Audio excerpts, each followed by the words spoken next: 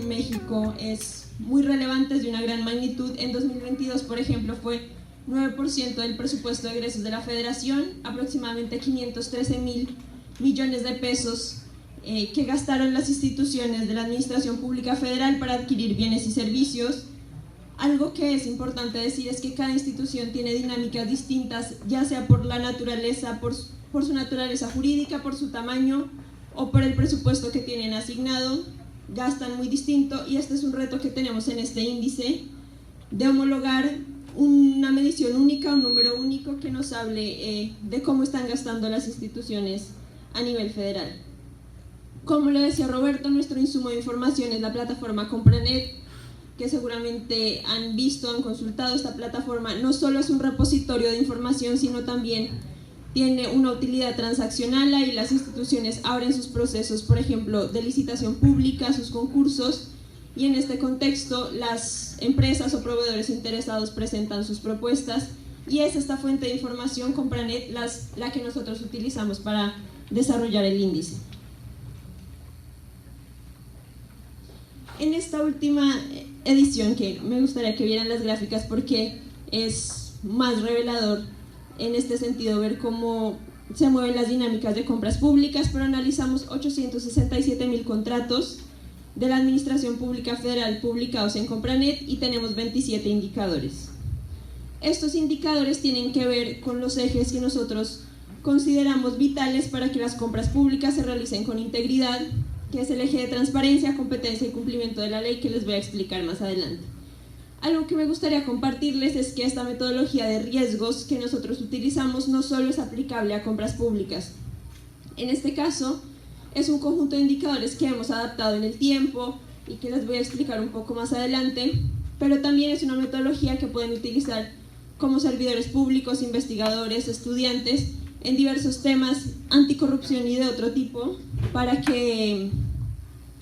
identificar patrones a partir del análisis de grandes datos y posteriormente indicar escenarios y ver qué instituciones tienen que mejorar en qué aspectos. Esa es la relevancia que nos da el índice, la posibilidad de ver la evolución de las instituciones en el tiempo en materia de riesgos de corrupción y ver en dónde están sus fortalezas, que algunas las tienen, y sus debilidades.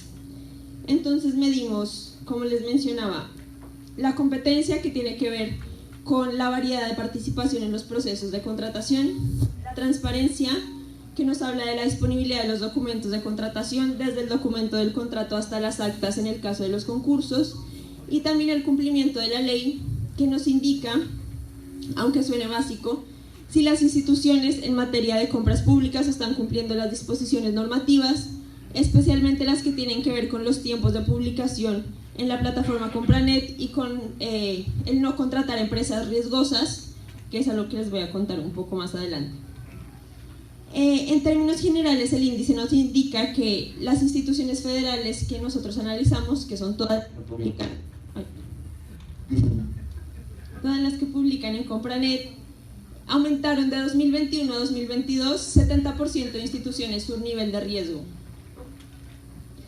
Esto se explica sobre todo por la falta de competencia. Como ustedes saben, lo que la ley nos indica es que la forma de contratación por excelencia debería ser la licitación pública. Los concursos, porque por definición, y esto pasa en todos los países, es preferible abrir el concurso, que se presenten diferentes empresas y que las instituciones puedan evaluar a partir de diferentes indicadores cuál es la mejor en términos de beneficio, de calidad, pero también de costo. Lo que vemos es que cada vez aumenta más el porcentaje de monto destinado a procedimientos de excepción, que son adjudicaciones directas e invitaciones restringidas. Aunque estas modalidades también están inscritas en la ley de contratación, lo que sucede es que, facilitan más que los procesos sean direccionados y que sean entregados a proveedores de formas previamente negociadas en estos esquemas que muchos conocemos. Es decir, los concursos también se pueden direccionar, y lo vemos sobre todo, lo hemos visto nosotros en el INCO, en ciertos concursos que tienen solicitudes muy raras, muy específicas, y que justamente una empresa perfectamente las cumple todas y luego resulta ser una empresa de alguna forma ligada por conflicto de interés a quien está en el comité de adquisiciones o a quien diseñó el proceso de licitación. Entonces, si bien los concursos también se pueden direccionar, las adjudicaciones directas facilitan más procesos o hechos de corrupción que otras modalidades.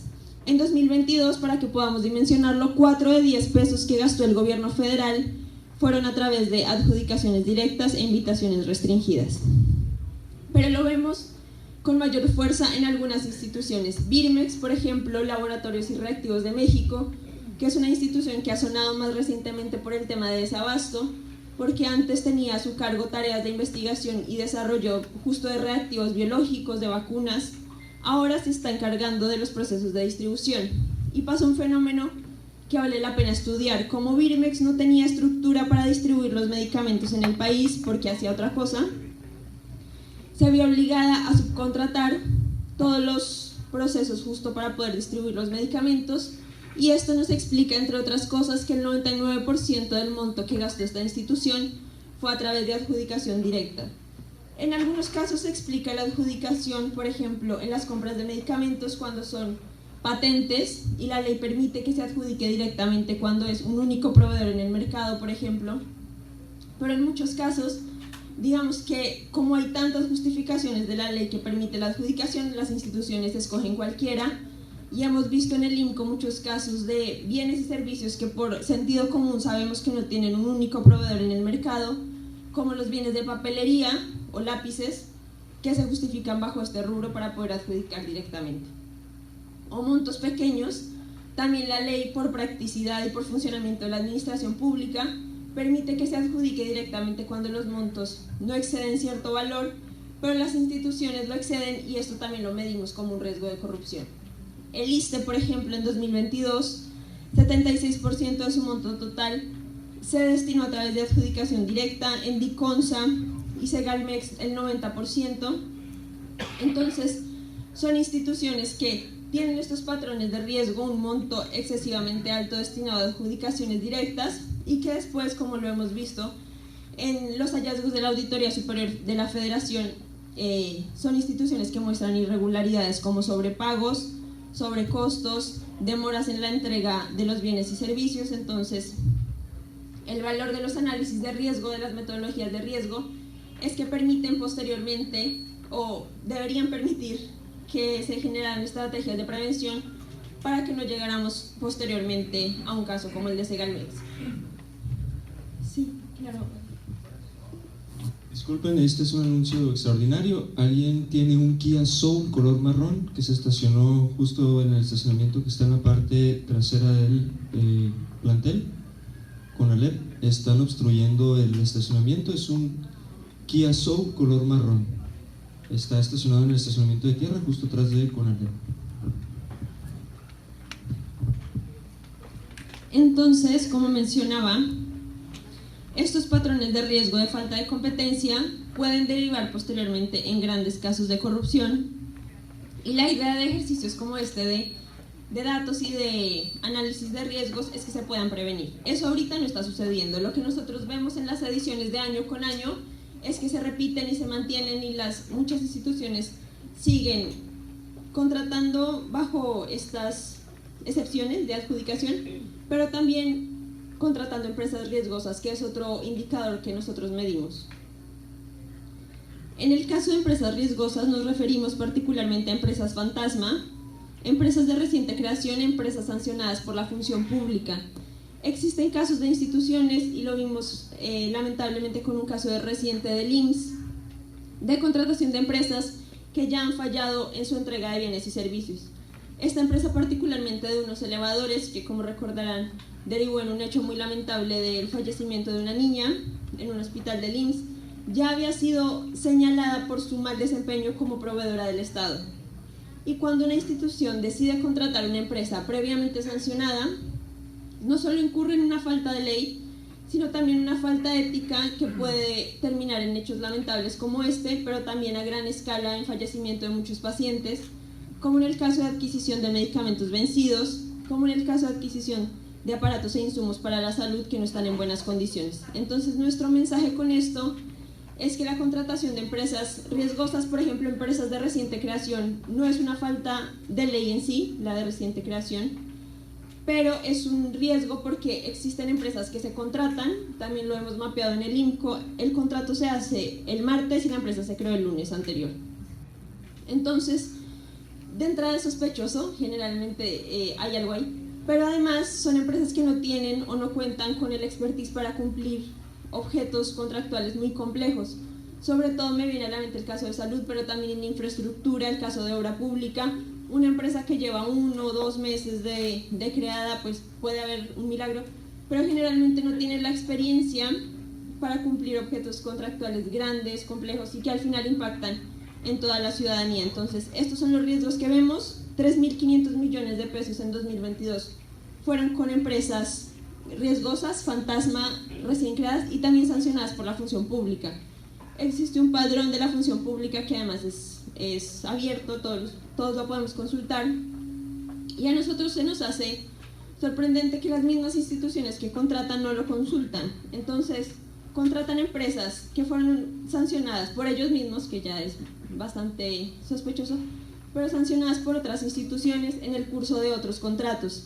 Y esto pues también se nos hace que es una falta de esta inteligencia anticorrupción, que es un poco lo que explicaba Roberto, que las instituciones tengan la información, las instituciones públicas tengan la información, pero la información esté interconectada de tal forma que la puedan consultar en sus procesos contractuales, del diseño del proceso, de con quién firman contrato, pero también en la ejecución, ¿no? Es la idea que nosotros tenemos, que las instituciones desarrollen estas capacidades de datos, que cada vez hay más herramientas de inteligencia artificial, de interconexión, de muchos tipos que les permitan dar un seguimiento efectivo a los contratos y no replicar estas prácticas de riesgo que año con año generan pues costos para las instituciones y al final costos para la ciudadanía. En términos de transparencia, que es otro de los ejes que analizamos, lo que vemos pues es un fenómeno de opacidad importante. En 2022, por ejemplo, 30% de las licitaciones tuvieron falta de al menos uno de los documentos, y aquí, como les decía, hablamos desde las actas de apertura de los procesos, las actas de junta de aclaraciones, el dictamen de fallo y el documento del contrato. Muchas empresas omiten algunos de esos y esto pues nos dificulta analizar el proceso de licitación o el concurso público.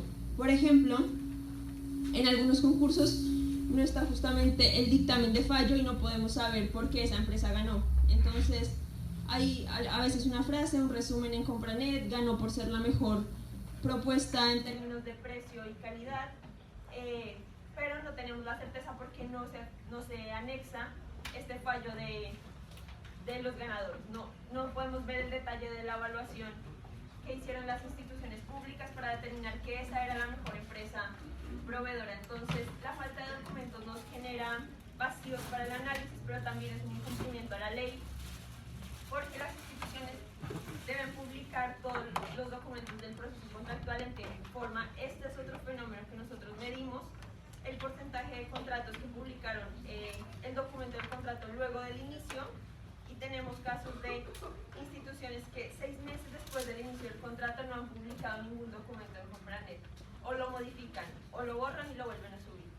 Entonces, lo que la ley dispone es que antes de la fecha de inicio del contrato,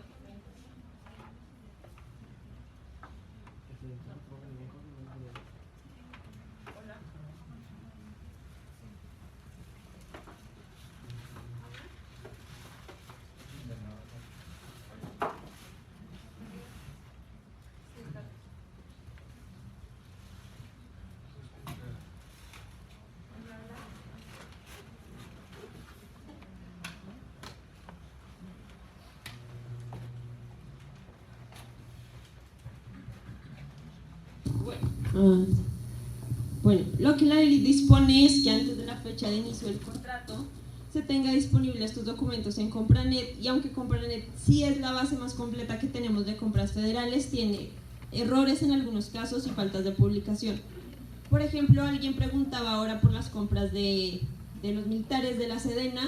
En Compranet están obligados a publicar muchas compras que realizan, pero pensemos en todas las obras de infraestructura en las que participa la Sedena o ha participado recientemente. Esas compras no se publican en Compranet. Entonces tenemos una muestra de un gran universo de compras. Las compras de Pemex, por ejemplo, tampoco están en Compranet, y las compras de la Comisión Federal de Electricidad, porque tienen sus propios sistemas a partir de la reforma de ley. ¿Esto qué nos dice? Que tenemos una muestra sobre la cual hacemos un análisis de riesgos, pero también tenemos un hoyo negro, una parte de este universo de compras públicas que no conocemos, y esto también nos pasó al analizar las compras estatales. El año pasado hicimos un ejercicio de algunos estudios de caso que teníamos, algunos estados en los que analizamos las compras públicas a partir de la información publicada en la Plataforma Nacional de Transparencia. Y nos encontramos con un fenómeno bastante preocupante, y es que las instituciones estatales en su mayoría no publican en la PNT sus compras públicas, sus contratos las publican a medias, también con muchos errores. Hay casos de algunos estados en los que solo 4% de los sujetos obligados publican esta información de compras públicas. Entonces, analizar el tema de contratación primero es un reto por la información, y en los estados más, y en los municipios muchísimo más. Ahí cobra mucho más valor lo que está haciendo la CESNA en términos del sistema 6 de la plataforma, pero también es necesario que los municipios, que las instituciones o instancias municipales y estatales encuentren el valor agregado de publicar toda la información de compras y además de procesarla, de desarrollar esta inteligencia. Les voy a dar algunos datos que les digo, se ven mejor en gráfica porque son rankings. Nosotros lo que hacemos es, luego de tener el número de 0 a 100, de 0 a 100 ponemos un número a cada institución, donde 100 es el mayor riesgo de compras, 0 no es ausencia de compras, pero por la normalización estadística es la institución que menos riesgo tiene.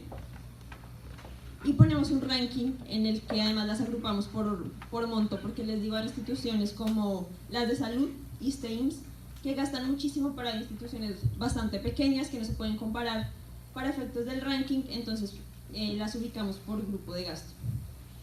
En las instituciones que gastaron más de 3.000 millones de pesos, Birmex, como les anticipaba, es la que más riesgo tiene, pero también vemos las administraciones portuarias, el Puerto Salina Cruz, que son, digamos, instituciones que gastan poco, no, más bien, gastan mucho en pocos contratos, eso pasa mucho. Entonces, si un contrato concentra demasiadas irregularidades, pues ya va, como que va a jalar todo su puntaje a que tenga mucho riesgo. Esto pasó este año en el Puerto Salina Cruz, porque creo que solo tenía 4 contratos en 2022, pero 2 de ellos eran bastante riesgosos. La Semardi, Consa, Istel y Consa, el Banco del Bienestar, estas son las instituciones que gastan más de 3.000 millones de pesos al año y las que más riesgo tienen o tuvieron en 2022. Las que gastaron entre 1 y 3.000 millones, tenemos algunos institutos nacionales de salud. Los institutos nacionales de salud se caracterizan por tener poca competencia en sus compras, lo que también se explica un poco por esta necesidad de hacer compras fragmentadas o de emergencia ante la falla de las compras consolidadas, como habrán escuchado. Falló todo el esquema de compras que tenía a su cargo el INSABI junto con la UNOPS, y entonces las instituciones un poco, en parte, tampoco las justificamos totalmente, pero tuvieron que realizar compras de urgencia, y las compras de urgencia son compras que se tienen que adjudicar, pero que además, esto es importante decirlo, imponen más costo a las instituciones porque están en una situación de desventaja frente a los proveedores. Si una institución de salud requiere hoy 100 unidades de un medicamento, hoy ya, el proveedor, por regla del mercado, la va a dar más cara, y esto va a imponer costos adicionales a las instituciones que adquieren.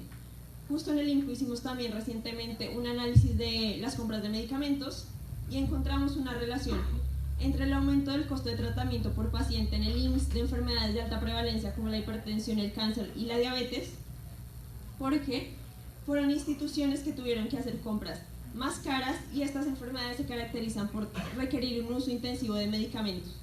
Entonces, como les decía, las compras con poca competencia implican más costos, las compras sin transparencia también, y las compras de urgencia también. Esto que nos dice que hay una necesidad de fortalecer las habilidades de planeación en las instituciones.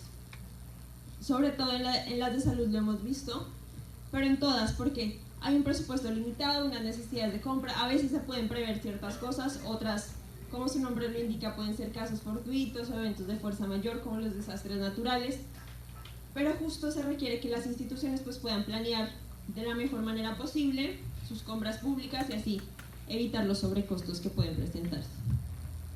Otras instituciones con riesgo importante: el INDER, Instituto Nacional de Enfermedades Respiratorias, el Hospital General de México, les digo, las de salud tienen una prevalencia alta de riesgos de compras, y las instituciones chicas, Talleres Gráficos de México y la Asociación Federal de Aviación Civil. son instituciones con un riesgo importante. Bueno, para revisar un poco el otro lado de la moneda, este índice nos permite ver las que más tienen riesgo, pero también las instituciones que se caracterizan porque sus compras públicas se desarrollan con mayor transparencia y mayor competencia. Por ejemplo, CONAMED, la Secretaría de Comunicaciones y Transportes y el INEGI es una institución que en todos los índices que hemos hecho se caracterizan porque su riesgo de compras públicas es bajo. ¿Por qué pasa esto? Porque son instituciones que cumplen con los mínimos de publicación de ley en Compranet. Entonces sus enlaces que llevan al proceso funcionan, tienen un bajo nivel de plazos cortos y publicación tardía en la plataforma, y además publican todos los documentos dependiendo de qué tipo de contrato es. Entonces, tanto podemos ver las que más riesgo tienen como las que menos, menos prácticas y regulares desarrollan en el marco de su contratación pública. Nosotros en el INCO, con este índice, y un poco en el sentido que decía Roberto, no identificamos casos de corrupción ni hacemos denuncias, pero sí planteamos el mapeo de riesgos de las instituciones públicas justo para que puedan prevenirlo, pero también para que puedan priorizar el tipo de acciones que van a hacer.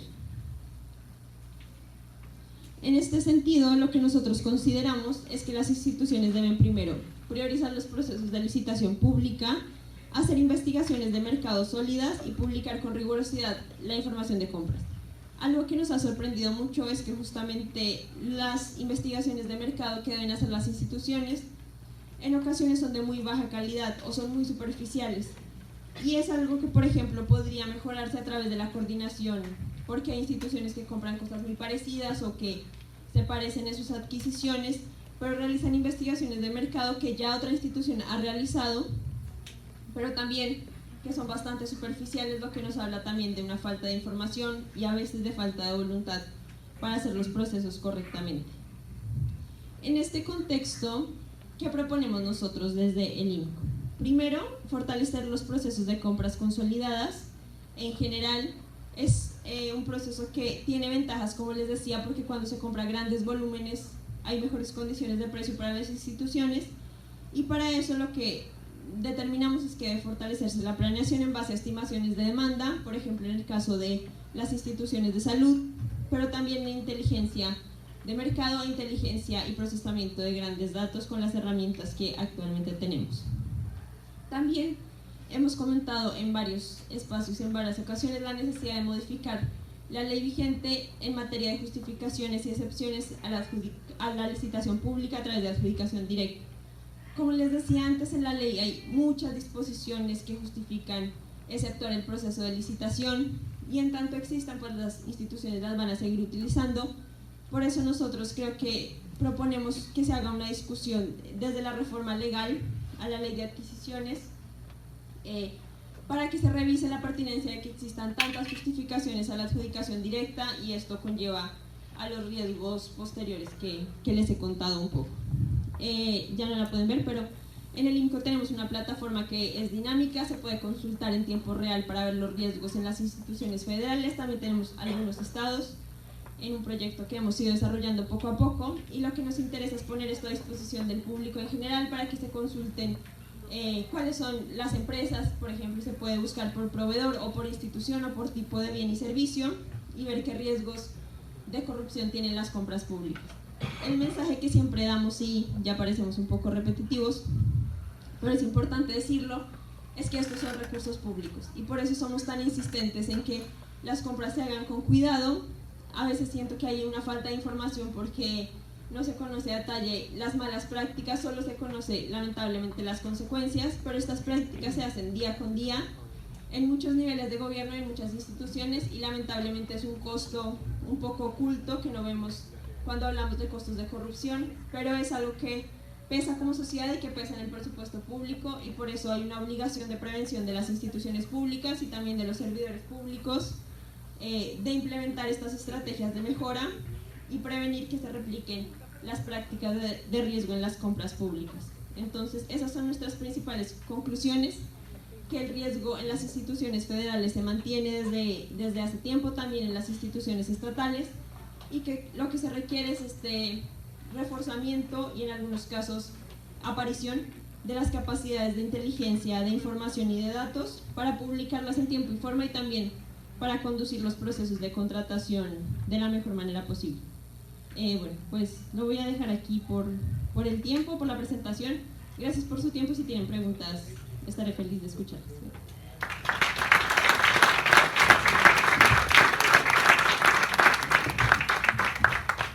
Aprovechemos que está aquí la maestra. ¿Alguien tiene alguna pregunta? Pregunta o comentario.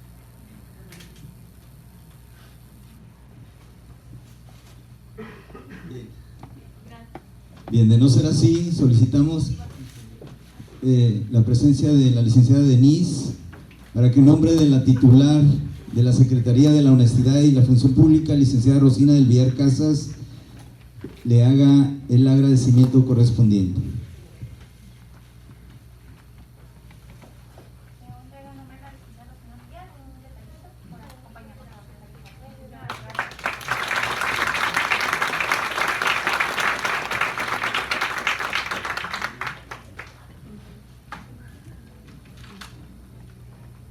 Bien, con esto damos por finalizado el segundo día de actividades de la 7ª Jornada contra la Corrupción en Baja California 2023. Los invitamos a seguir participando el día de mañana en las ponencias de clausura programadas en las ciudades de Mexicali y Tijuana, esto conforme a nuestro programa. Gracias por asistir. Muy buenas tardes.